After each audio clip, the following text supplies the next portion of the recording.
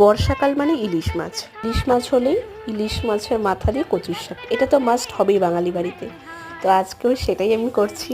এখানে কিছুটা কচুর শাক সেদ্ধ করে তুলে রেখে দিয়েছি, ভালো করে জল ঝরিয়ে নিয়েছি, আর তেল গরম করে মাছের মাথাগুলোকে ভেজে নিয়েছি। তারপরে আর একটু সর্ষের তেল দিয়ে কালো জিরে, তেজপাতা এবং অনেকটা কাঁচা লঙ্কা ফোড়ন দিয়েছি। দিয়ে জল ঝরিয়ে রাখা, সিদ্ধ করে রাখা কচুর শাকটাকে আমি ওর মধ্যে দিয়ে দেবো। দিয়ে হাত দিয়ে একটু ভালো করে স্প্রেড করে দেবো, কারণ এটা একটু দলা পাকিয়ে গেছিলো জল বেরোতে বেরোতে, আর কচুর শাক দিয়ে না খুব জল বেরোয়। তো এখানে নুন আর হলুদ দিয়ে আমি ভালো করে নাড়াচাড়া করে নিয়েছি, কোনো মশলা দেবো না।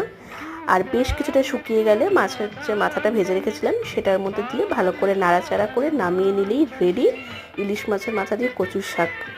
ট্রাই করে দেখো, জাস্ট অসাধারণ লাগে খেতে। কেমন হলো অবশ্যই কিন্তু কমেন্টে জানিও।